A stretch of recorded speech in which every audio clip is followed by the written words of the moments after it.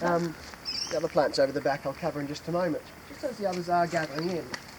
What we're standing next to here is an acacia or a wattle. You can feel free to pass some of these little pods around if you will. I'll get you ones that haven't got any liquid on them. There's a liquid inside that might sting your eyes a little bit if you've got that on your eye. This is called the red-eyed wattle. It's Acacia Cyclops, or the red-eyed wattle. You might see where I pulled the seed apart, there's a bit of orange showing. The seed will turn black when it's mature.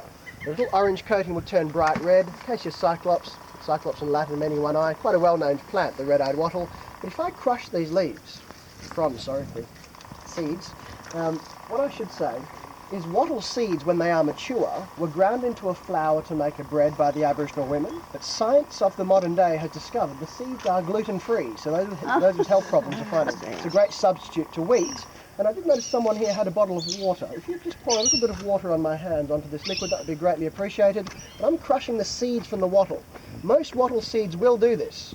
And just a little handful, that's fine, thank you. And if you just step back so I don't splash anything on you, if I rub my hands together, that will lather into a soap all by itself.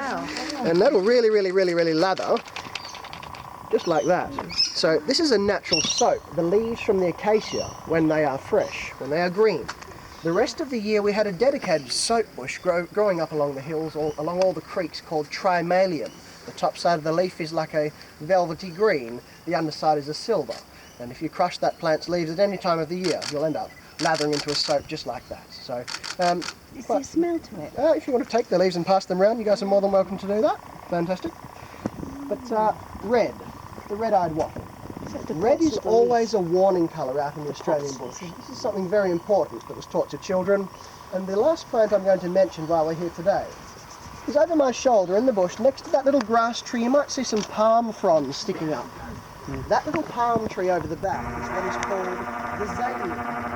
Macrozania fraseri is its scientific name. From the long Macrozania part, they take Zania, come on the end, come on the Zania palm, even though it's actually a cycad. Cycads are among the oldest living plants in the world. When the dinosaurs roamed this land, cycads ruled the plant world.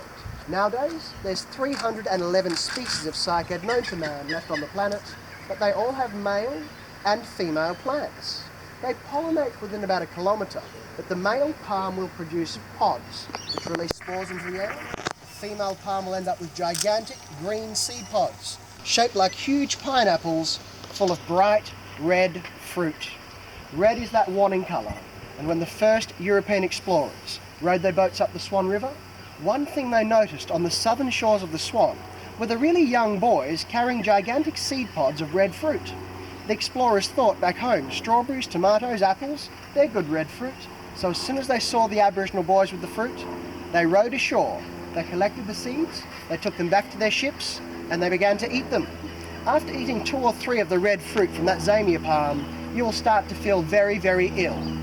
There is a toxin within called macrozaminide, which is almost like a naturally occurring cyanide. Really nasty stuff. The boys were instructed, bring the seeds to the water's edge.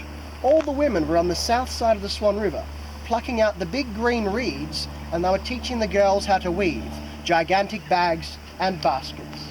Inside the baskets they placed the kernel from the Zamia palm seeds. So the red fruit was removed from each individual seed and discarded. The seed itself was cracked open and the kernel was extracted. 10 kilograms of kernel placed into each reed basket. The women knew the only way to get rid of the poison was to soak the seeds under water and use a leaching process to wash all the poison away. This took 2 weeks. The boys on the north, it took 2 weeks for their arm to heal as part of their initiation process. So when the women saw the men swimming across the river, they knew it was perfectly timed. The baskets that had been soaking, and there were thousands, with 10 kilos of seed in each, when the baskets came out 2 weeks later carried by the men, the seeds had swollen. The baskets weighed 30 kilograms. Those seeds were ground into a paste, and you would have bread in absolute abundance if you cooked that material under the hot ashes of the fire. Everything you need to make bread is in the red toxic seed from that little palm tree. First, you must extract that toxin.